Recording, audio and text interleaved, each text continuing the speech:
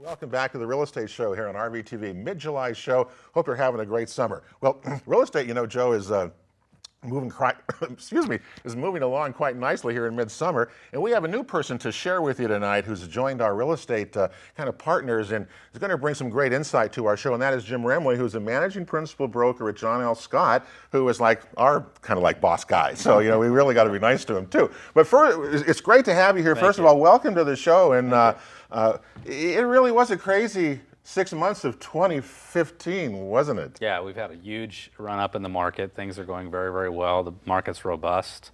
We're seeing home building starting to come back.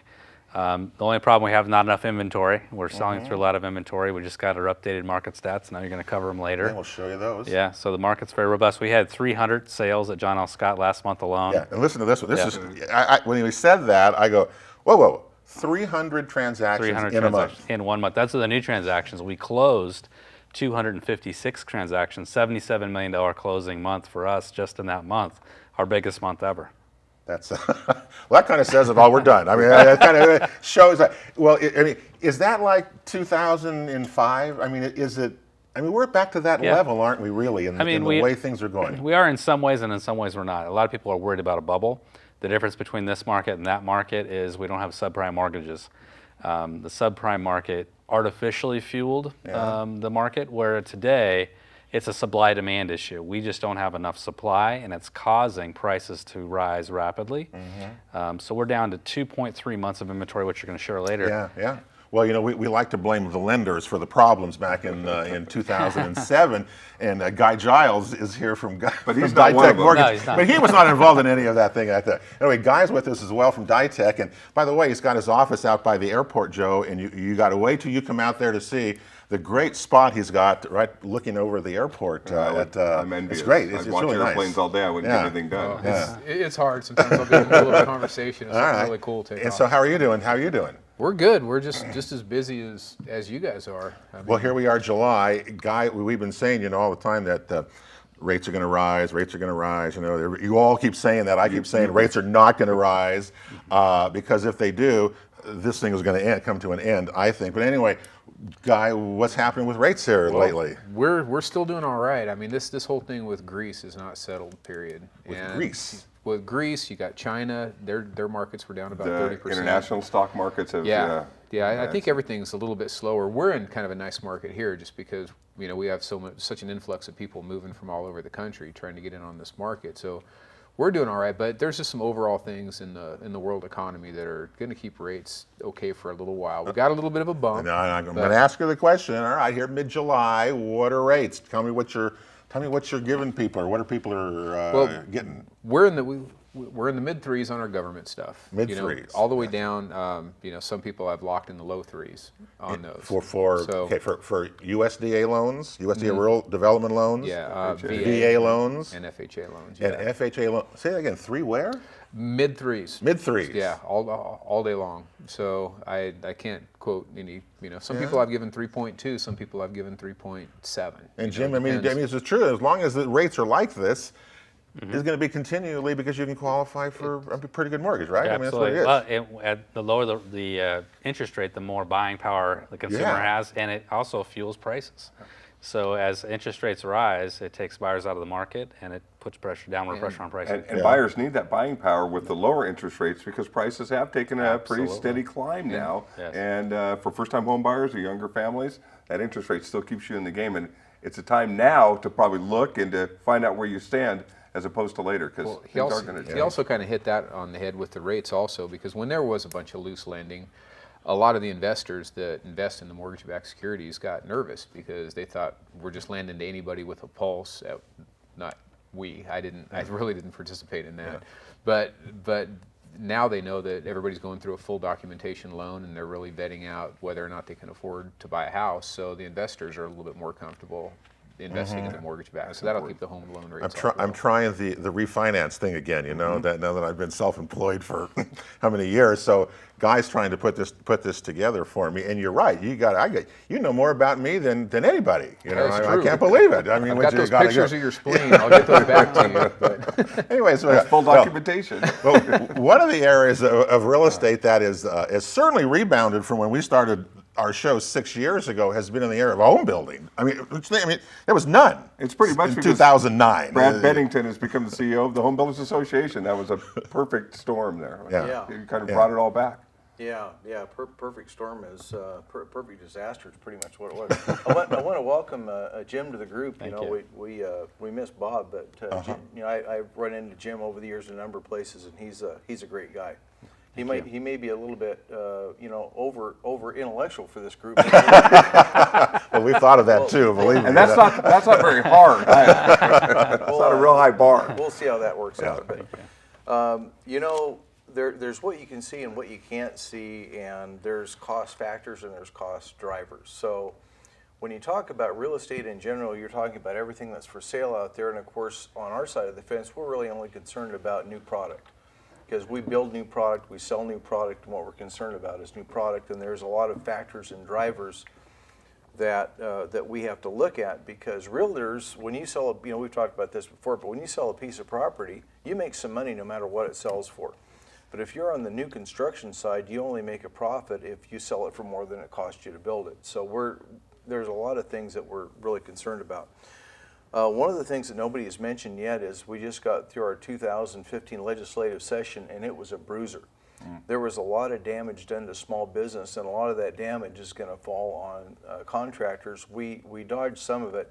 I'm going to mention something nobody here has ever talked about, which is inclusionary zoning. And we really dodged a bullet this time. This is something we've been fighting a long time. The Reader's Digest version is it would have made pretty much all the new construction in Southern Oregon more expensive, and it would have really hurt Southern Oregon.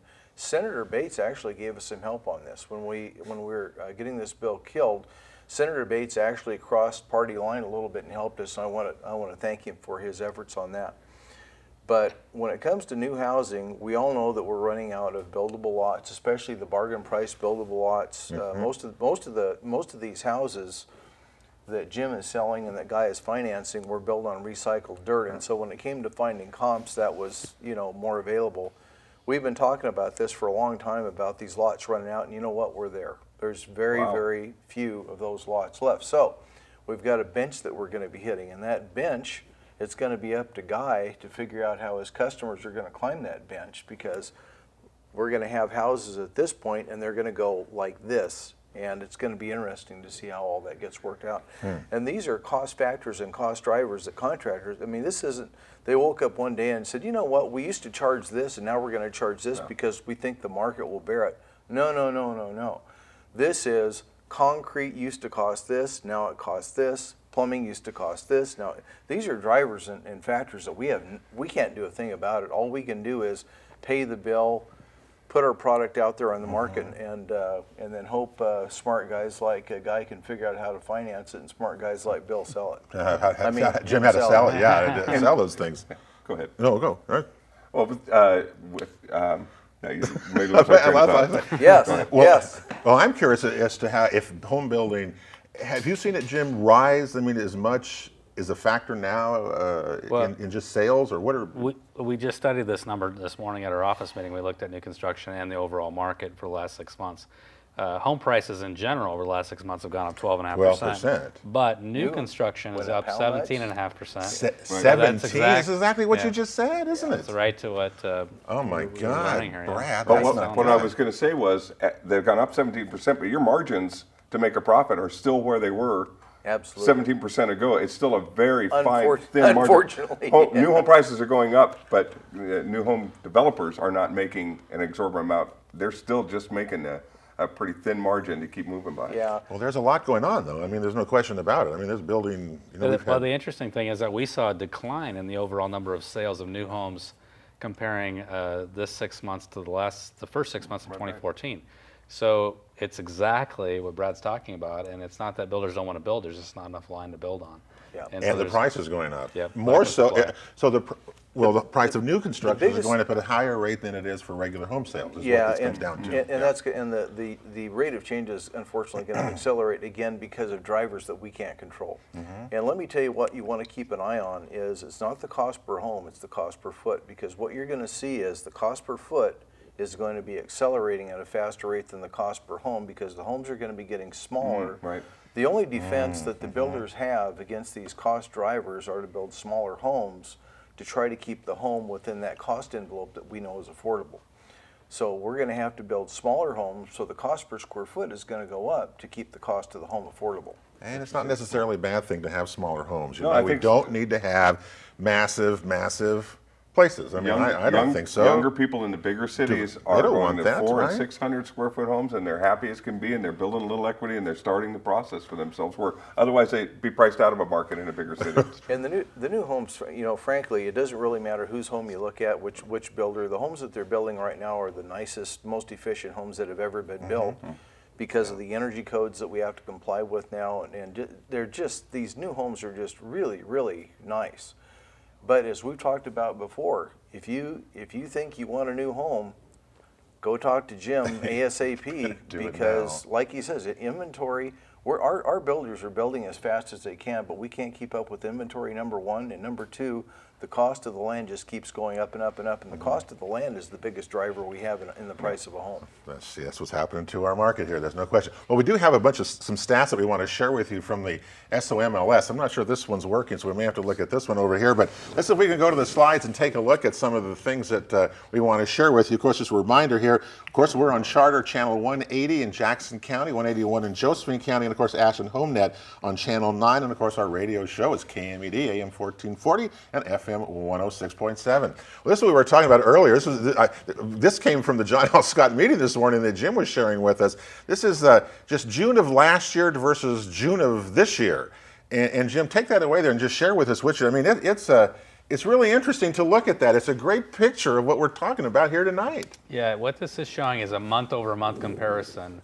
And so it's comparing June 2014 to June 2015, 2 months, and it's not a whole year, just those particular months. Pending sales up 55% comparing last June to this June. That's an enormous increase. It and really then is, yeah. getting back to our supply problem, the number of new listings that are coming online to replace all those ones that are selling are only up 8%. So you can see the gap there. Right there is what's very telling about our supply problem. Yeah. Some people ask me the question, days on market creeped up a little bit. We went from 39 days on market to 47. There's a reason for that. The simple reason is that the market itself, if you think of the market as reaching for inventory and looking and scrounging for inventory, it's reaching very deep now and looking at properties that maybe buyers would have turned their nose up before, but they're looking at fixers and ones that maybe would have been off the grid a little bit for them.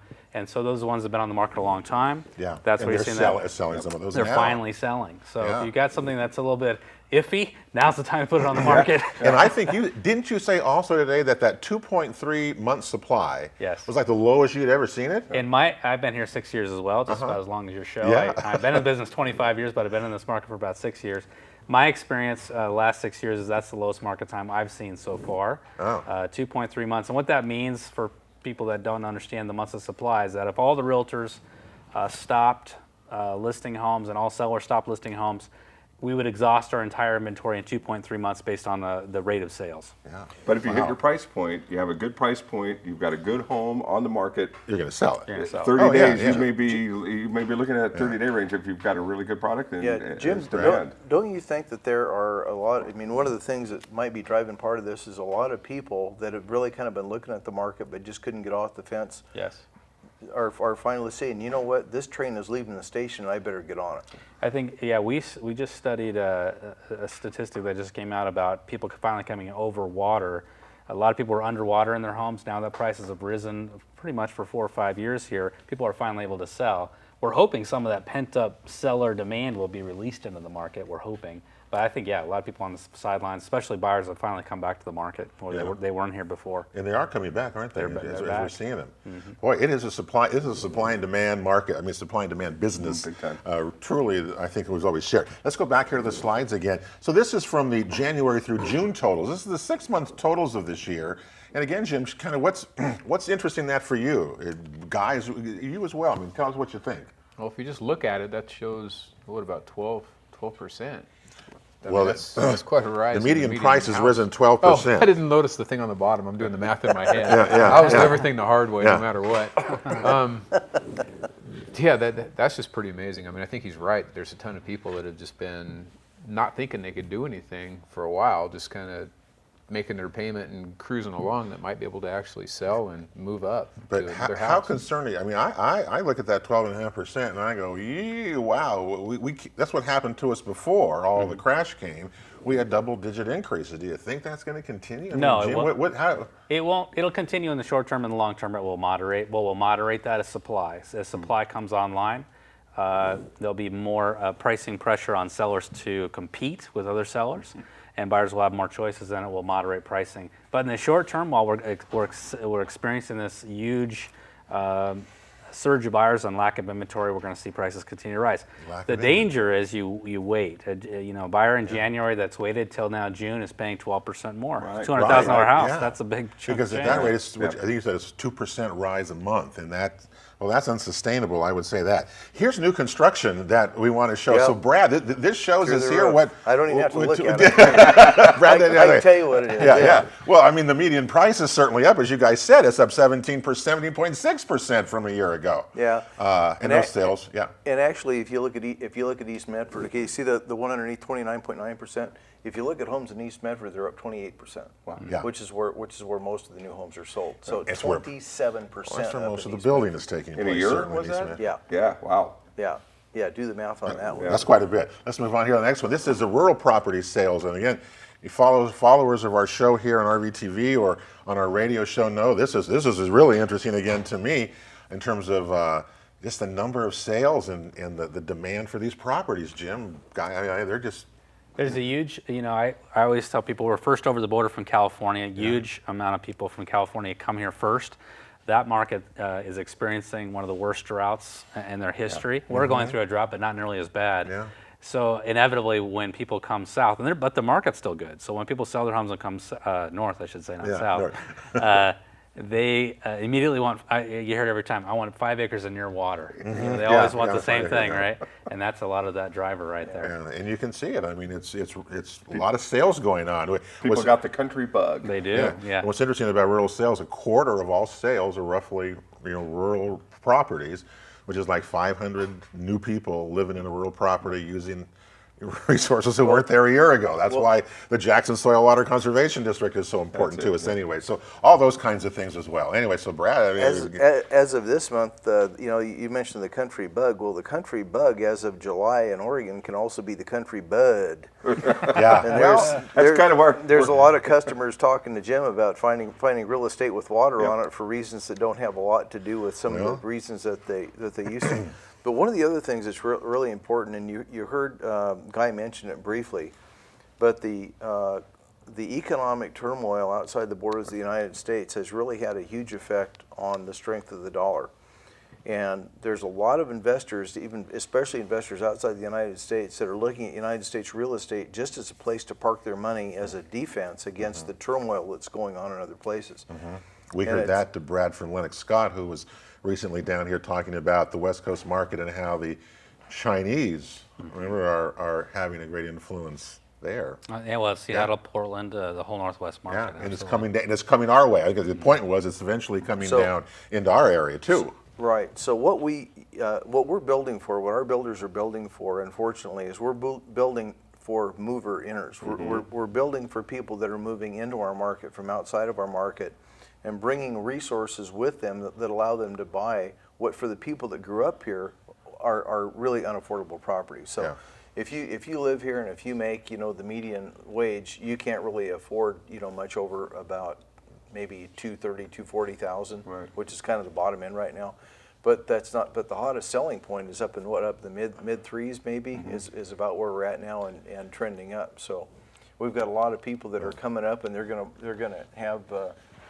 It is trending up. Yeah, they're going to have Jim sell them a home, and they're going to have Guy financing the home, and we're going to be struggling like heck to build all these new homes. And Guy, the people that you're building, I mean, that you're financing now, are they local people? Are they coming new people? Tell us a little bit about where that's coming from. For the first time in a lot of years, I'm primarily a purchase guy, but I've actually been doing some refis since I switched companies. And we Purchases have the are best coming rates from where?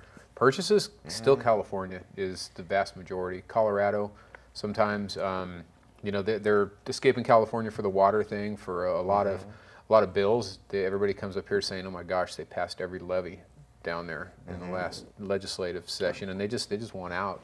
Some Washington and Alaska. People are just either coming from the East Coast where they really want, or the Midwest where they want to get out of that cold, or just out of California. And well, we live in a wonderful place, and we're seeing I guess the benefit. I don't know if the benefit's the right word of it, but we're seeing it. Well, heck, the sheriff told us. Sheriff Corey Falls was on our radio show. He told us he had met with some people from Illinois who moved here because they could grow 4 marijuana plants and wanted a rural property. And I mean, these are the kind of things that are happening around us that is driving all of these factors, I think, as well. Let's go back here to the slides real quick because we're going to run out of time here tonight. These are closed transactions, and again, 6 years ago when we started our show, this was really reversed. Seriously, if people don't believe that, but this was reversed. And look at it today, and I guess it just kind of says a lot how the market has changed. There's 13% of it is distressed properties now. Anyway, so that's kind of it for our stats that we have for you. I'm sorry, I wanted to show you, let's go back for one more second. I did have something for Josephine County because we have friends up there as well, and you can see the statistics here. It's much different, Jim, in terms of the median price at 5.2% versus 12 here. Look at the difference from 2010, 5 years ago. Josephine County 14%, Jackson County was at 36%. So it's a very different market, isn't it, in Josephine County? It's we would be considered, even though we're a small town too, but more of a metro market than Josephine County. We're going to attract a lot more people that want more services and people that want that Josephine County lifestyle. Certainly a huge demand there too, but you know, different rise in markets. Different markets and different things. Well, I wrote when we did a radio show with Jim, and we put it on, when I went to put it on, you know, the YouTube and all that stuff. What am I going to say? It was so positive, all these things. Like, full steam ahead, because that seems the way it is. And I got on that bandwagon. I've been poo-pooing a lot. He gets mad at me all the time because you know you're so negative. He says, Negative you're Nancy. negative, you know. And I've changed my tune. I really think it's going to continue for a while. Lennox Heck, you might even get refined. Shoot, let it. Yeah, if I could get refined, anything. Well, Lennox Scott tells us, he thinks it's going to go on for like 16 more years. Right. You know, or it's going to be this market is going to continue. Well, we had no home building. We are short of home building. Look at the pressure that we see on renters. I mean, that's just heartbreaking. Some of the stories we're hearing there, and you know, as long as interest rates stay where they are. The problem, as you say, is that there's no inventory. So the selection is really the biggest issue right now. Right. I've actually dealt with two people. I don't know how we're doing on time, but I've actually dealt with two people today that just can't find what they're looking for, and they're actually going to build a house now. Yeah. So really? you know, that's another alternative with the low inventory. Just go down and talk to these guys at the Homebuilders about having someone build you one. Brand new one. Pick out your own. We're almost design out and all of of that. time. We've got to ask Brad, the home builders in September. Yeah. Tell us about your big event, the date, and all that. Why people want to go to this. Yeah. It's called the Southern Oregon Tour of Homes. It's a wonderful opportunity for the public to see, to really get behind just driving by the house and just get into the whole process. The wonderful thing about the Tour of Homes is we actually put the floor plans on display. They're on our website. They're searchable. We've got a searchable database. If they see some block work they like, they can see who did it, who did the countertops. It's like an open house on steroids. It's just, and they're going to see all these homes that are done by our best builders, and they can really see just turn these houses any way they want to and look at them, see the concept, see the design, the ideas, the materials, the builders, and it's a wonderful event. We're co-producing this event with Central Oregon Builders Association out of Bend. They've done this for 27 years. So that's one of their big fundraisers. Well, it's one like of their your home show. It's one of their biggest events. It's actually bigger than their home show, and the public That makes some great Really? connections. Yeah, and the public just loves it. So cool. We think that the people of Jackson County are just going to love this event. Terrific. And I was going to say, Guy, how can people get a hold of you? Because right now's the time, right? Phone number 944-6987. Ditech Mortgage, Yep. and they can find you, right? Yes. Guy Giles at Ditech Mortgage. Right? July open house extravaganza on July 26th. Pete and I have a new listing at 1040 Sandoz out in Central Point that's going to be featured on that. That's our big John L. Scott open house extravaganza, so keep an eye out for that. I know we're going to have some outstanding properties featured on that. Yep, about 50 properties out there. People you can take a look at. Big open house weekend. Start early and go late. We'll have a bunch for you to look at. What I love about John L. Scott and Jim is, what do you say, 50% of sales are within 30 days, Yes. right? Yes. At John L. Scott, we sell John L. 50% of our listings the first 30 days. 50% within 30 days. So we were trying to do that. Yeah, too. We're trying to do that too. Oh my God, we got to keep up. Do that. But it can be done actually if you do those kind of things. So it's great to have you here. Thank you. I know in the coming months on our show we're going to meet some of the John L. Scott agents and people who are kind of making $77 million in a month. Some It's of the pretty top darn agents good. That's in all the I can nation say. are going to grace our program. All Two right. of our agents were listed in the Wall Street Journal, top in the nation. Top in the nation. Wow. Yeah, pretty cool. Doug Morse and J.J. Kramer, good That'll, boys. that'll do it for the real estate show for July. For Pete and Joe, have a great month, and God bless everybody.